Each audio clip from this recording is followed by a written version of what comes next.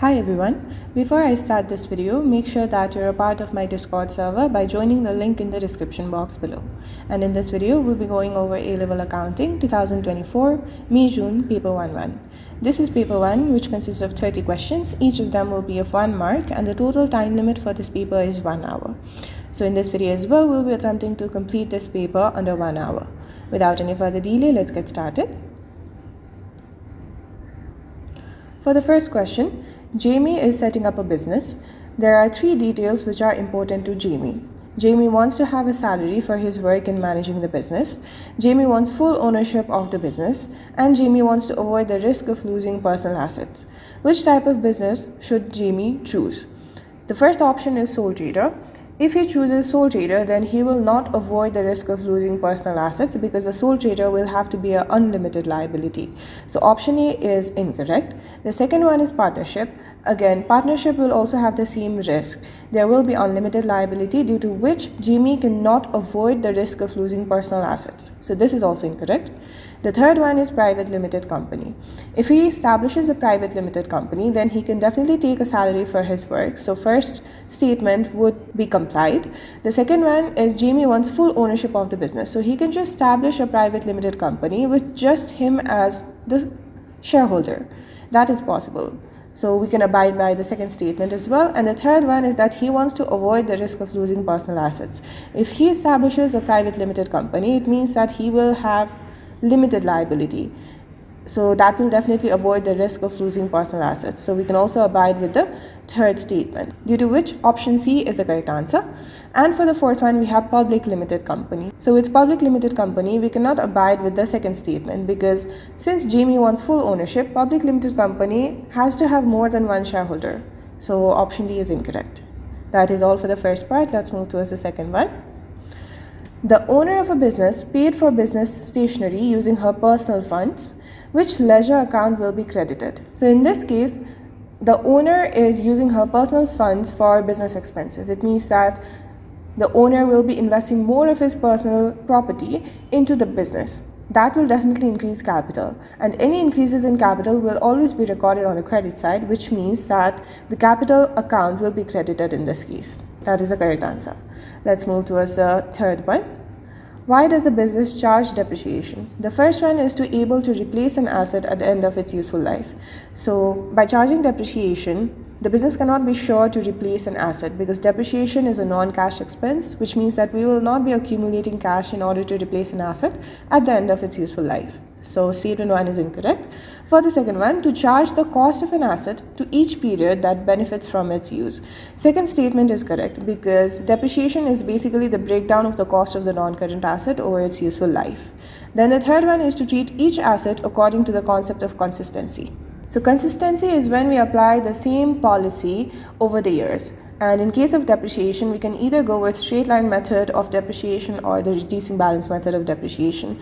But charging depreciation does not ensure that we follow the consistency concept because the business can choose to change its policy somewhere down the line. So let's say they can use the straight line method for 2 years and they might decide to switch to reducing balance method for more realistic depreciation, which is why statement 3 will be incorrect. So the correct answer will be 2 only, which is given in option B. That is all for the third question. Let's move towards the fourth one. The following information relates to the non-current assets of a business that was formed 3 years ago. We have been given cost at the start of year 1, we have the accumulated depreciation at the end of year 3, and we have the draft profit for year 3.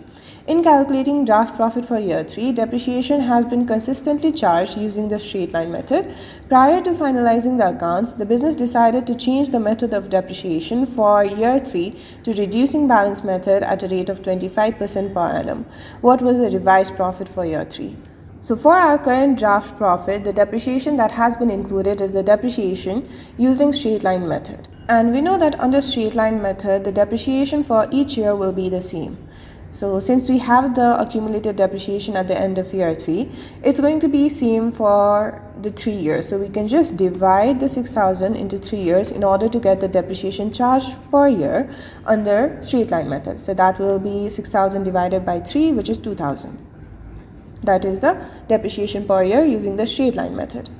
Now we are changing the method of depreciation for year 3 to the reducing balance method. Okay, let me create a timeline. This is year 1, this is year 2, this is year 3.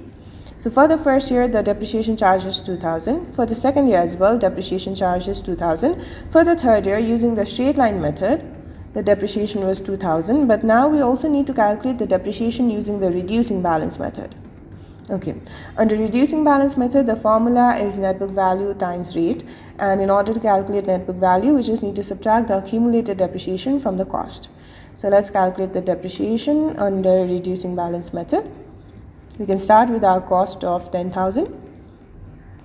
Then we can subtract the accumulated depreciation, which is just going to be 2,000 for year 1 and 2,000 for year 2. So that is 4,000 in total. And we have been given the rate as well, which is 25% per annum.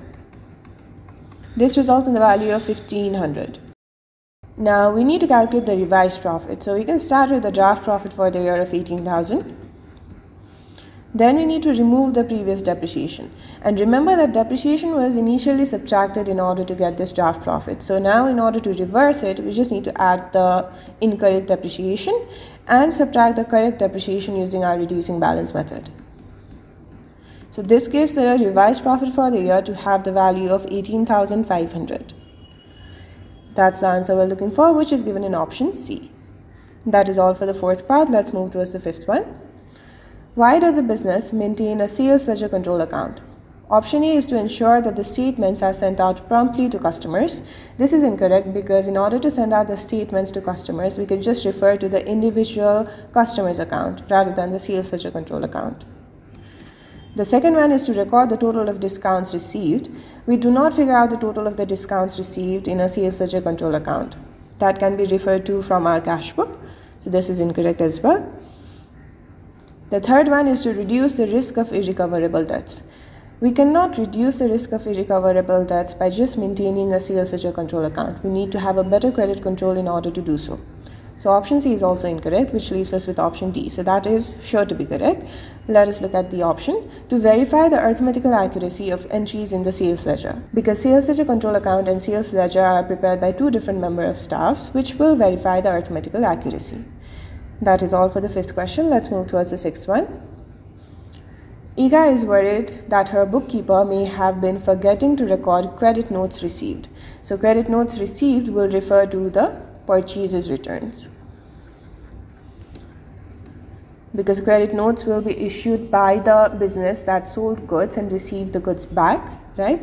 And in this case, we are receiving the credit notes, which means that these credit notes were initially prepared by the supplier to whom we return the goods. So it refers to purchases returns. What should she do to find out? The first one is to check purchases ledger balances against statements of account. So if we refer to the purchases ledger balances, we can definitely figure out whether or not the purchases returns was recorded or not. So this is correct. The second one is to extract a trial balance showing individual purchases ledger accounts. Again, individual purchases ledger accounts will not do much since we have nothing to compare to and figure out whether or not the purchases returns value has been included. So second is also incorrect. The third one is to prepare a purchases ledger control account. Again, purchases ledger control account will just give us the total of the trade payables value, which is not really relevant in this case. So the correct answer should include one only, which is given by option B. That is all for the sixth question. Let's move towards the next one. A trial balance does not balance and a suspense account is opened. On investigation, the following errors are found. We need to calculate the opening balance on the suspense account. Okay, so let us create a suspense account roughly right here. We will only record the amounts.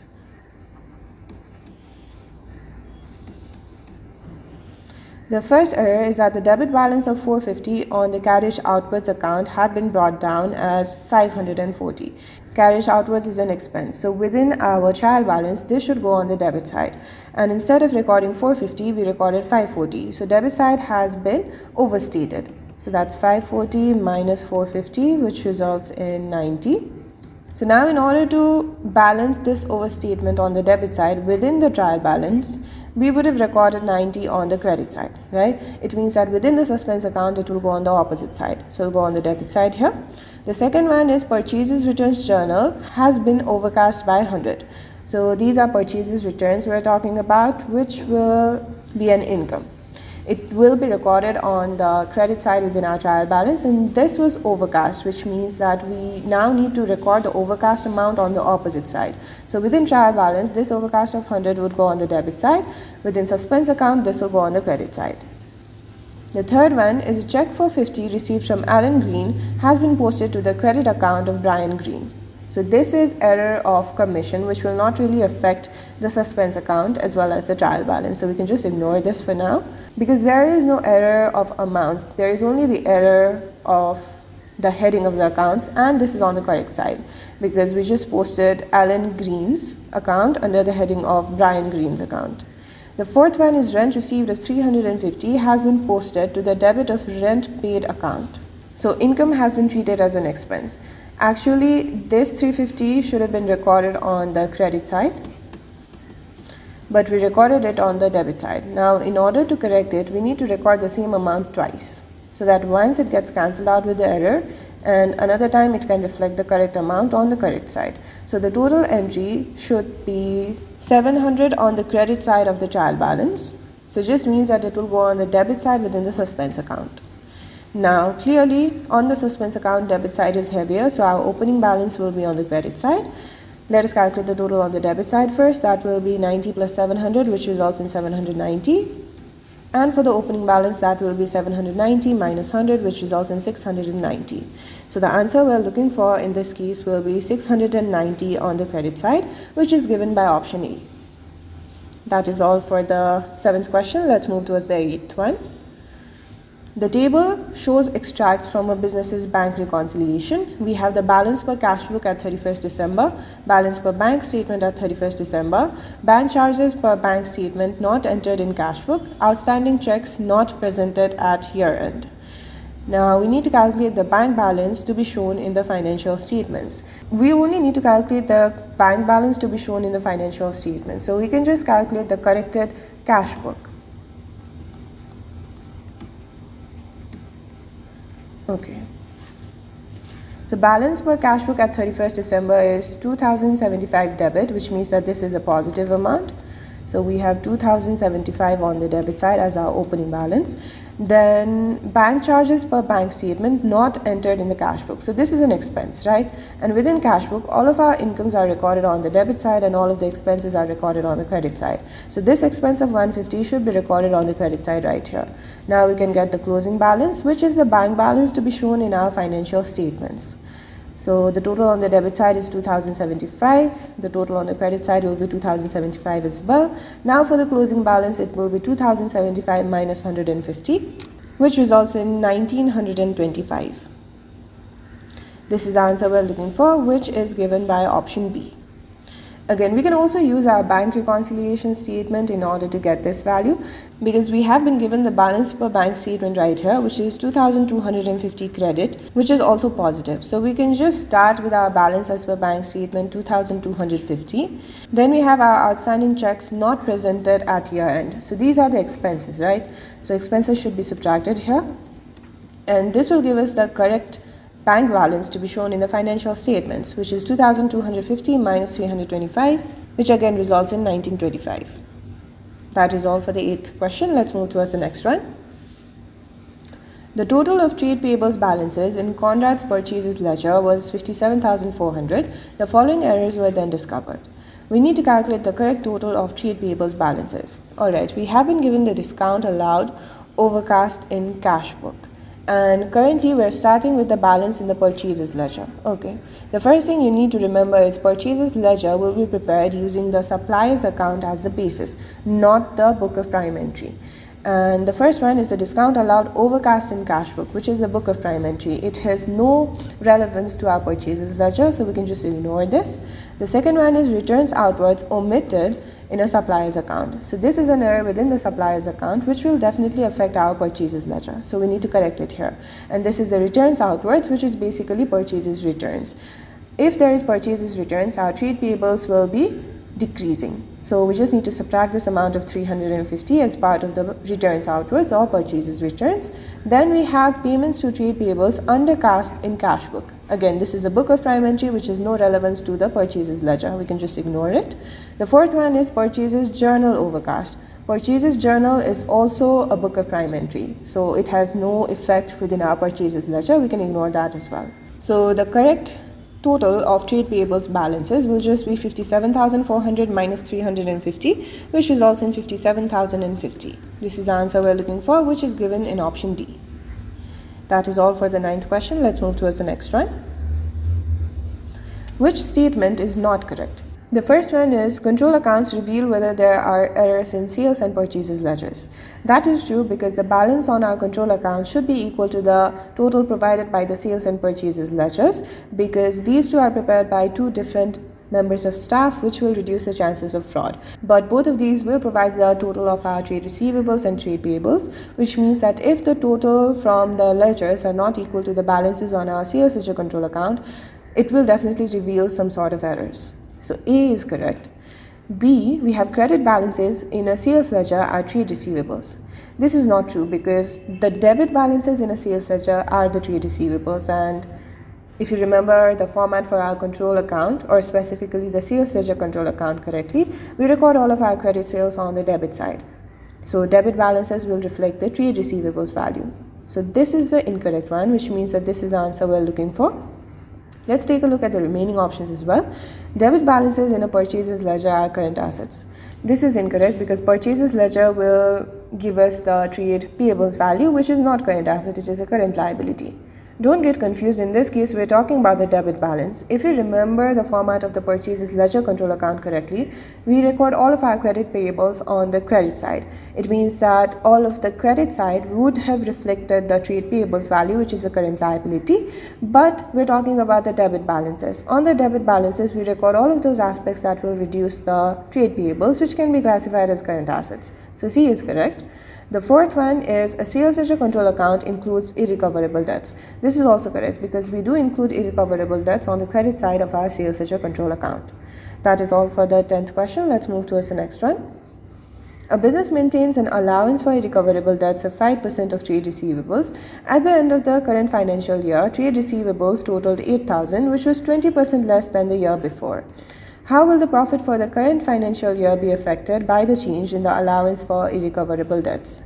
Okay, so at the opening date, we first need to calculate the trade receivables. And this 8,000 is the trade receivables for the closing date, right? Because this is at the end. And the ending trade receivables was 20% less than the year before. So this is the trade receivables at the opening date. If we reduce it by 20%, we'll get 8,000. Now the trade receivables at the opening date is just going to be 8,000 divided by 1 minus 20%, which is 10,000. Now let us calculate the allowance for irrecoverable debt at the opening date. That is just going to be trade receivables times the rate of 5%. So 10,000 times 5%, which results in 500. Now we repeat the same process for the closing date as well. We have the trade receivables to be 8,000 at this date. And now the allowance for irrecoverable debt is just going to be the trade receivables value times the rate of 5%. This results in the value of 400. Now let us compare it. The opening allowance for irrecoverable debt is 500 and the closing is 400. Clearly there has been a decrease. So we have a decrease of 500 minus 400, which is 100. And whenever there is a decrease of allowance for irrecoverable debt, we add it in order to calculate the profit for the year. So it just means that now the profit for the year will increase by 100 since we will be adding this decrement of 100 in the allowance for irrecoverable debt. So the correct answer we're looking for in this case is option C. That is all for the 11th question. Let's move towards the next one. A trader does not keep full records but supplies the following information. We have been given the opening and closing balance for bank and cash balance. Okay. Checks issued during the year were 19,950. All takings from sales were banked except that cash of 5,400 was used for drawings and 7,200 was paid for wages. In addition, 3,000 was paid to bank from the sale of a motor vehicle. Alright, so we need to prepare both the summary of our bank statements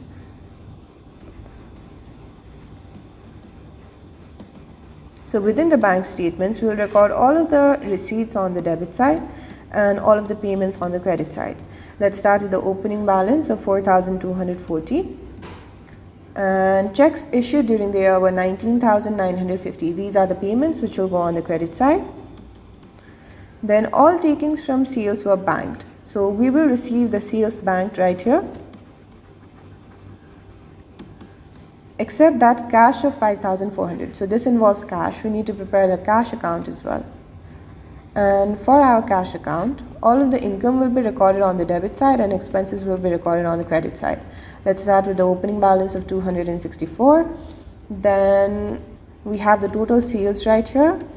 And all takings from sales were banked. So we now take the amount that we received for sales and deposit it into our bank account. So this will act as an expense for the cash account. So these are the sales banked. The first expense, we do not know this one. Then cash of 5,400 was used for drawings. So these can also be categorized as an expense. On the credit side, 7,200 was paid for wages, again an expense. Then in addition, 3,000 was paid to bank from the sale of a motor vehicle. So these are the receipts on the debit side. And that is all. So now we just enter the closing balances. Let's enter the closing balance for bank, that is 6,320. Now we need to calculate the total from the credit side. So 19,950 plus 6,320, which results in 26,270. So the sales banked will be 26,270 minus 3,000 minus 4,200, which results in 19,030. Okay, so 19,030 here as well. Then let's enter the closing balance for cash account, which is 271. Now in order to get the total sales, we first need to calculate the total from the credit side. So that will be 19,030 plus 5,400 plus 7,200 plus 271, which results in 31,901. Now for the sales, that will be 31,901 minus 264, which results in 31,637.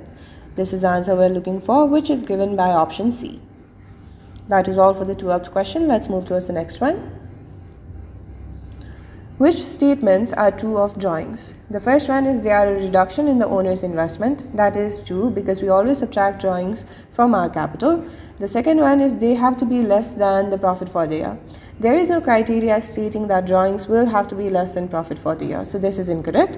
The third one is they represent the salary paid to owner. Salary is a completely different thing. Drawing is a reduction of investment, whereas salary is the portion that is paid out to the owner. And salary will be included within our statement of profit or loss, whereas drawings is included within our statement of financial position. So this is incorrect. The correct answer we're looking for is one only, which is given by option B. That is all for the 13th question. Let's move towards the next one. Vikram is a partner in a business. Partners do not receive salaries or interest on capital, but they are charged 5% interest on the balance of the drawings account.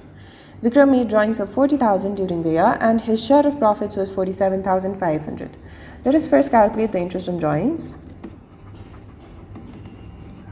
That will be the drawings amount of 40,000 times the rate of 5%. This will result in the value of 2,000. Then his current account showed a credit balance of 4,500 after the relevant entries were made at the end of the financial year. Okay, so we basically need to prepare the current account. And we need to calculate what was the debit balance on Vikram's current account at the beginning of the financial year.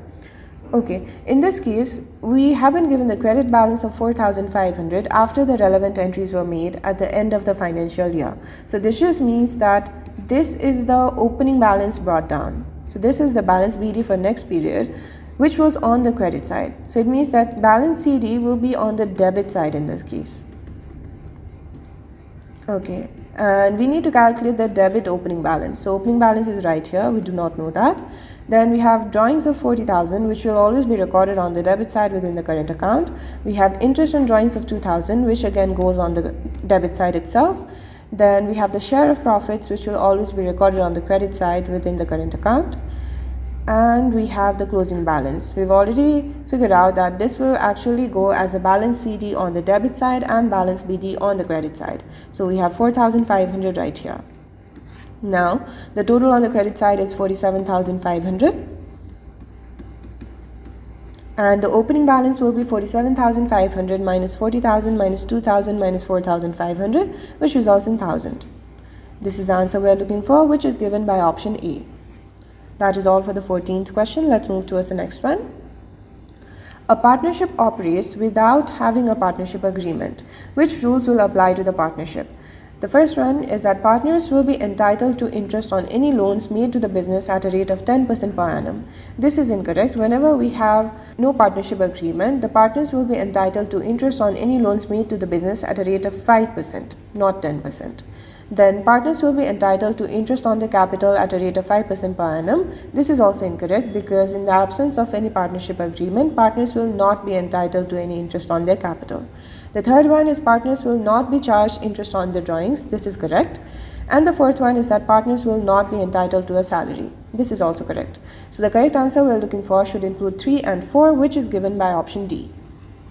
That is all for the 15th question. Let's move towards the next one. L and M are in partnership, sharing profits and losses in the ratio of 3:2 respectively. The following information was available at the year end. So we have been given the capital, we have the interest on capital of 8%, we have been given the drawings, we have the interest on drawings of 5%, and we have been given the partner salaries as well. Residual profit shared by L was 24,000. We need to calculate the profit for the year before appropriation. Okay, so we just have to work our way upwards. We start with the profit before appropriation, which is what we're trying to calculate. Then we have interest on capital. Interest on capital is something that will have to be paid by the partnership to the partner. So this will reduce the profit. So we subtract the interest on capital. And we can just figure out the total of the capital and then multiply it by 8% in order to get the total interest on capital. So that will be 200,000 plus 150,000, which results in 350,000. Multiplied by 8%. This results in the value of 28,000. So 28,000 will be subtracted as part of the interest on capital. Then we have interest on drawings as well. And interest on drawings is something that will be paid to the partnership by the partner. So this will increase our profit. So we add the interest on drawings. Again, we can first figure out the total of the drawings and then multiply it by the rate. So 30,000 plus 20,000 results in 50,000. And our rate is 5%. This results in the value of 2,500. Then we also have partner salary. Salary is something that will reduce the profit. Let's calculate the total salary. That will be 22,000 plus 17,000, which results in 39,000. Alright, this will result in the total residual profit. But we do not have our total residual profit. We only have the residual profit shared by L. And this is only 3 out of 5 portion based on our profit sharing ratio of 3:2, right? Because the total part is 5 parts and out of 5 parts, 3 parts belongs to L. So 3 parts is 24,000. We need to calculate the total 5 parts. So that is 24,000 divided by 3 times 5. This is just the application of our unitary method. This results in the value of 40,000. So we have residual profit of 40,000. Now we can just create an equation. So profit before appropriation minus 28,000 plus 2,500 minus 39,000 will be equal to 40,000. It means that profit before appropriation is just going to be 40,000 plus 28,000 minus 2,500 plus 39,000.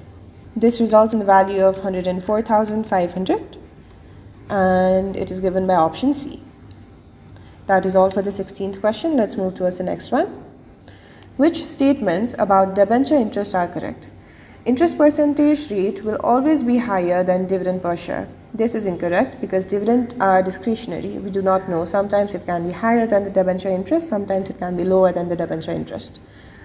This is incorrect. The second one is interest will be deducted in the statement of changes in equity. This is incorrect. Interest will always be deducted as finance cost within the statement of profit or loss.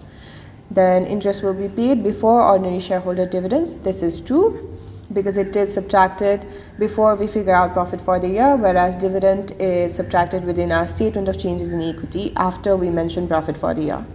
Then the fourth one is interest will be paid even if the company records a loss. This is also correct because there is a fixed rate of interest and the company will have to pay that fixed rate of interest despite of a loss.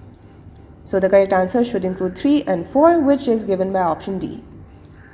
That is all for the 17th question. Let's move towards the next one. A company has the following reserves. We have share premium, revaluation reserve, general reserve, and retained earnings.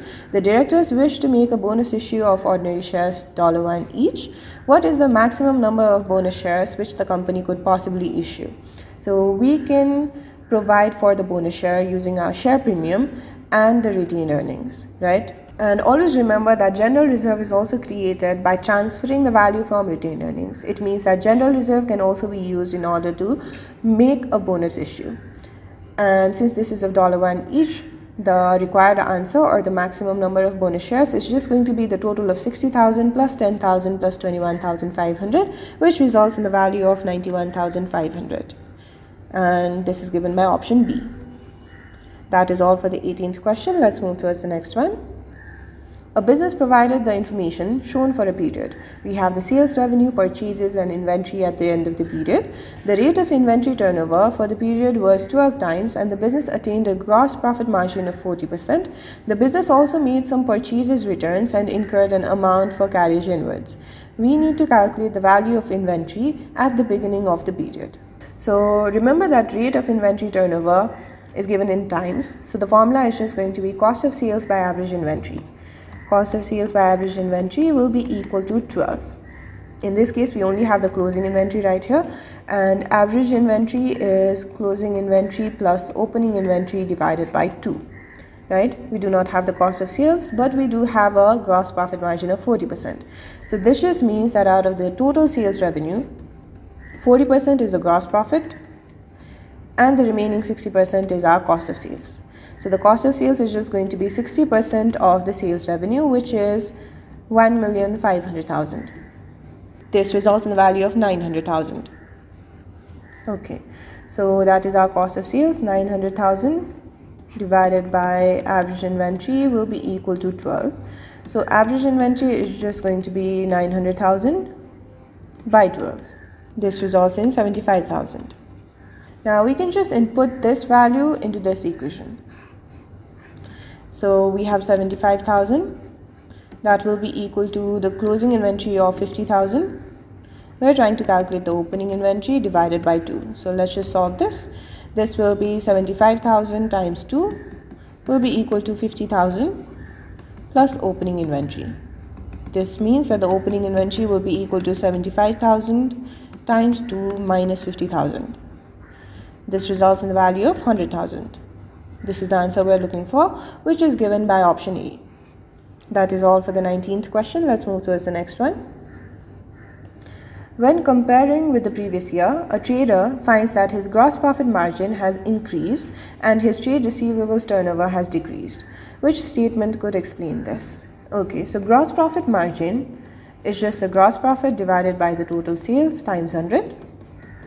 And this has increased. So for the gross profit to increase, either the gross profit itself should increase or the sales value should decrease. Then we have the trade receivables turnover. The formula is trade receivables by credit sales times 365. And this has decreased, which means that either the trade receivables should decrease or the credit sales should increase. Okay. The first one is he bought in bulk and passed the savings on to his customers who bought more. So if we pass the savings on to the customers, it just means that we will have a lower gross profit. But in this case, we require a higher gross profit. So option A is incorrect. The second one is he offered more trade discount and more customers paid in cash. In this case, we need the total sales to be lower and credit sales should be higher. It means that overall cash sales should be lower, right? But the option states that more customers paid in cash. So this is also incorrect. The third one is he raised his selling price and offered more cash discounts. If he raises his selling price, then definitely the gross profit will increase, and that is what we require, which means that option C will be correct in this case. Let's take a look at the option D as well. He reduced his selling price to increase the total value of sales. We want the total value of sales to decrease, not increase. So option D is also incorrect. That is all for the 20th question. Let's move towards the next one. B Limited had credit sales for the year of 3,285,000 and trade receivables at year end of 405,000. The sales director believed that if cash discounts had been given, then trade receivables would have been 351,000. The allowance for irrecoverable debts would have been reduced by 9,000. What difference would the discounts have made to the trade receivables turnover? Okay, so in this case, we do not really have to account for any allowance for irrecoverable debts. We have been given the trade receivables balance itself. So we just need to calculate the trade receivables turnover before and after. So before, the formula for trade receivables turnover is trade receivables by credit sales times 365. Before, we had the trade receivables of 405,000 and we have been given the credit sales of 3,285,000 times 365. This results in the trade receivables turnover to have the value of 45 days. Now after, we have been given the trade receivables of 351,000 and we have the credit sales value right here. So 351,000 by 3,285,000 times 365. This will result in our trade receivables turnover to be 39 days. So we can see that after the cash discount, the trade receivables turnover would be faster, and it would be faster by 45 minus 39, which is 6 days. So faster by 6 days is given right here in option C. That is all for the 21st question. Let's move towards the next one. A business makes wedding dresses.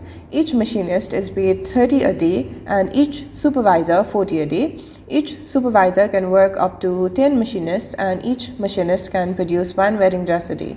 If 95 wedding dresses a day are produced, what is the daily labor cost? Okay, so for 95 wedding dresses to be produced, we will need 95 machinists. And we know that each supervisor can work up to 10 machinists, and in this case we have 95. So for the 90 machinists there will be 9 supervisors, and for the remaining 5 machinists we will need additional 1 supervisor. Okay, so the machinist will be paid 30 a day. We have 95 machinists at the rate of 30 per day, and we have 9 plus 1, which is 10 supervisor. And we know that each supervisor will be paid 40 a day, so we have 10 times 40. This results in the daily labor cost to have the value of 3,250, which is given by option D. That is all for the 22nd question. Let's move towards the next one. Which statement best describes variable cost? The first one is costs that are the same in total up to a certain level, then increase with output. This is incorrect, because variable cost is the same per unit, but if there is an increase in output, then the total variable cost will also increase. The second one is costs that are the same in total over any output level. That is incorrect. That would describe fixed cost, not the variable cost. The total variable cost will always change with the changes in the level of output. For the third one, costs that are constant per unit as output increases. This is true because the variable cost per unit will be the same regardless of the level of output. So C is the correct answer. Let's take a look at the fourth option as well.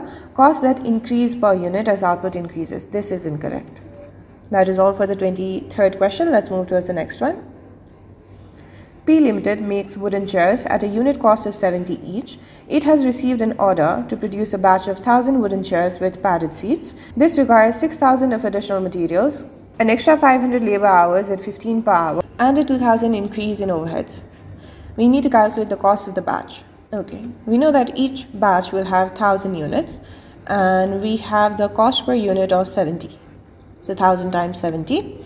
Then this requires 6,000 of additional material, so we need to add the 6,000 as well.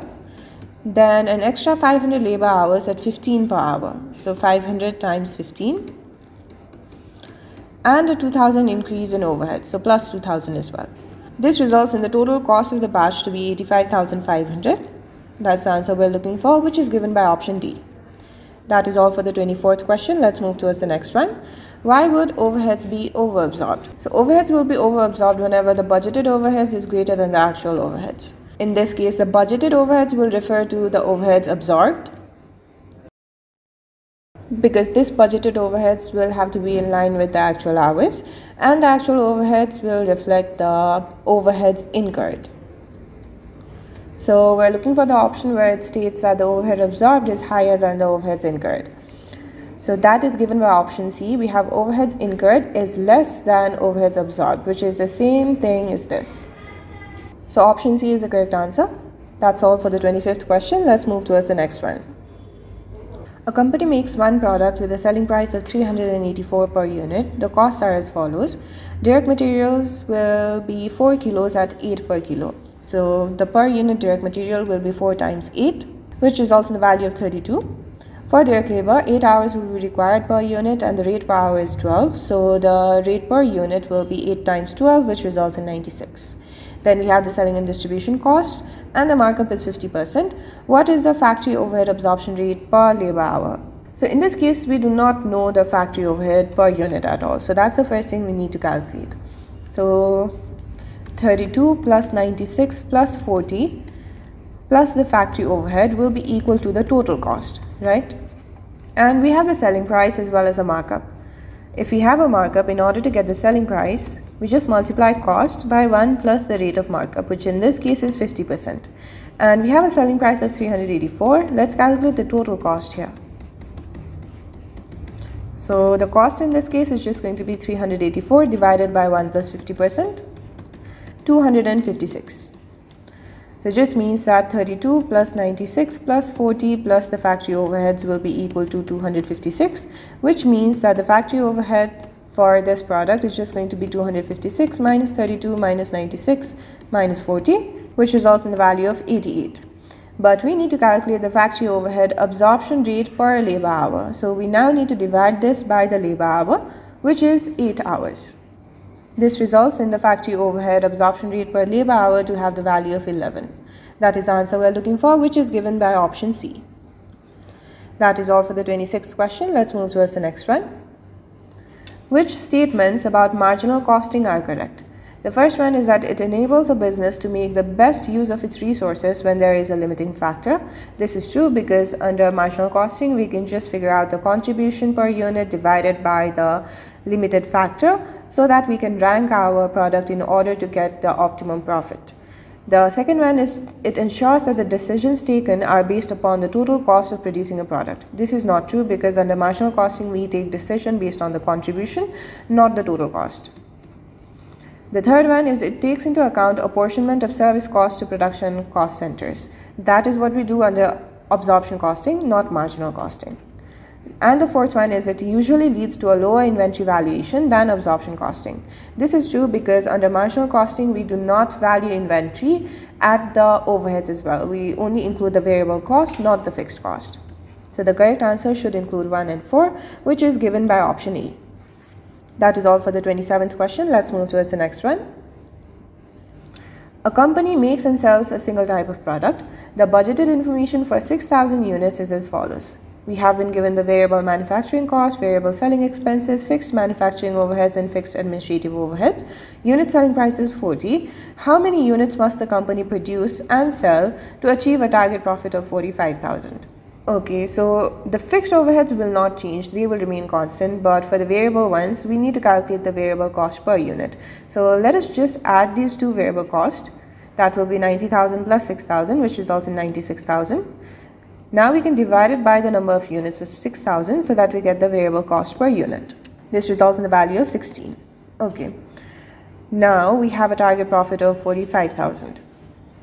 Okay, so number of units times contribution per unit